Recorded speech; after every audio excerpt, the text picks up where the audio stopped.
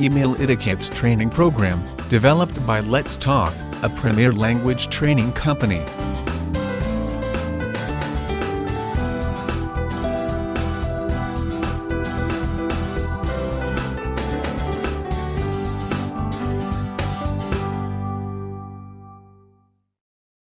The business email etiquette basics you need to know.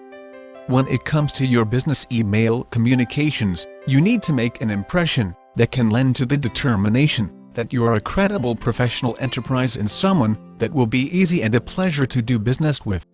You only have one chance to make that first impression, which will be invaluable to building trust and confidence. Next are the key business email etiquette issues that need to be considered with every commercial email sent. These are the issues business owners, their employees and entrepreneurs need to be aware of in their day-to-day online communications to ensure the best possible results. Professional behavior on the job. Know that how you use your email, company email address and employer's technology is a serious issue. Sending non-business related emails, jokes, forwards or chain letters on company time to friends or co-workers reflects on your lack of professionalism. Visiting websites that are questionable or not necessary to your job responsibilities will reflect poorly on your ability to be trusted. Never assume that these activities are not being monitored. While on company time, do not assume you have any privacy when using company resources and equipment. Emailing on company time. When it comes to email activities while on the job, employees should understand that time on the job should not be spent dilly-dallying at websites, or sending or forwarding non-business related emails to friends or co-workers. Employees should also understand that when on company time there should be no assumption of privacy when it comes to their online activities. It is smart business for any business owner to keep tabs on what their employees are up to, on and offline, while on company time. For productivity, liability and legal reasons alike. In a recent study, 76% of American businesses monitor workers' online activities. 65% of employers are using software to block access to certain websites. 55% retain and review email messages. 50% store and review computer files. 26% have fired workers for misuse of the internet. Subject field. The subject field is the window into your email and can many times determine even if your email will be opened. If this is an initial contact with a customer based on their request through your site or otherwise, be sure to have a short subject that indicates clearly what the topic of the email is. Typos, all caps or all small case can lend to the impression you may be spammer. Typing in all small case or all caps. The subject field should be typed in proper case. All small case makes you look like spammers or that you lack education. All caps looks spammy as well, and infers an elevated tone. Save your emphasis for the content of your email, inputting a cryptic phrase that is not clear about the actual content of the email. Study after study shows that folks look to the subject field to prioritize their emails and more importantly determine, even if they will open the email, nothing but an honest, concise and clear subject field will do. Level of formality. Your business email wardrobe. Informality in business email is like wearing a wrinkled suit, a tie with a stain or an outfit that is too tight or revealing. People notice you but for all the wrong reasons. You know folks who do this in your office or workplace. What is the perception they leave? When you email a new client, associate or partner, if you are too informal, not addressing with respect, using proper grammar, sentence structure, spell check, etc., your inquiry may not be taken as seriously, nor will the perception of what you will be like to work with or do business with be positive one. Addressing. How do you address your new contacts? I will suggest initially that you assume the highest level of courtesy. Hello, Mr. Aurora, dear Ms. Lekka, Dr. John, etc. Until your new contact states, call me Andy or you can call me Sam.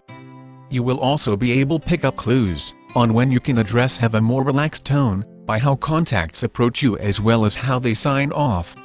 Most business people do not mind being called by their first name, however, in a global economy, that can be perceived as taking premature liberties in the relationship if used too soon.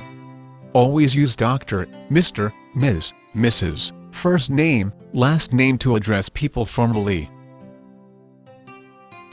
2. From, CC, BCC, RR, subject, only use CC or carbon copy when it is important for those you want to know about the contents of the email.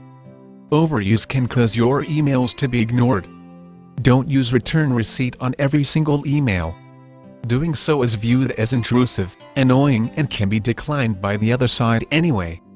Include addresses in the to field for those who you would like a response from. Make sure your name is displayed properly in the from field. Never expose your friends or contacts' emails addressed to strangers by listing them all in the to field. Use BCC. Formatting. Refrain from using any formatting in your day-to-day business email communications. Unless you would type something in bold crimson letters on business letterhead, don't do it when emailing for commercial gain. With all the spam filtering going on today, the more formatting or embedded images that higher the chance that your email could be blocked as spammy. Even something as simple as using a different font makes your emails display contingent upon the recipient having that specific font on their system, or a default to their designated default font. Keep in mind the recipient may not have their email program configured in such a way as to display your formatting the way it appears on your system. Emails attachments. When sending large attachments, always zip or compress them before sending. Never send large attachments without notice. Always ask what would be the best time to send them first. Learn how to resample or resize graphics to about 600 pixels in width before attaching them to an email. This will greatly reduce download time. Never open an attachment from someone you don't know. And outgoing. It is better to spread multiple attachments over several emails rather than attaching them all to one email, to avoid clogging the pipeline. Make sure the other side has the same software as you before sending attachments, or they may not be able to open your attachment. Use PDF files instead. Signature files. Keep your signature files to no more than 5 to 6 lines, to avoid being viewed as egocentric. Limit your signature to your website link, company name, and slogan or offer or phone number. Include a link to your website, where the recipient can get all your contact information from A to Z. That is what your site is meant for.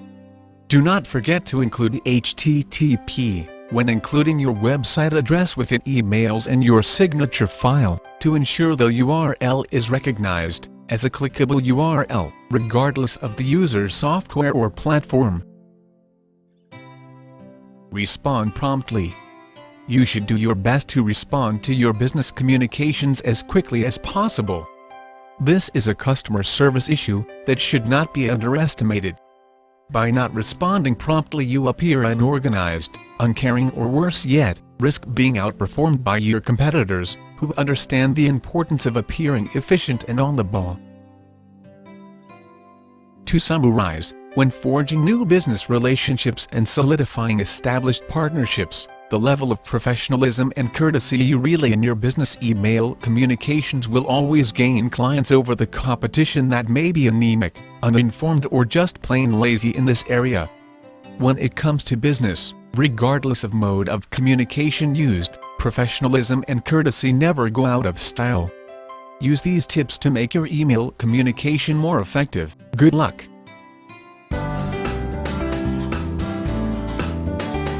This was a demonstration of the Email Etiquette program by Let's Talk. For a complete course on email etiquette, visit us at letstalk.co.in.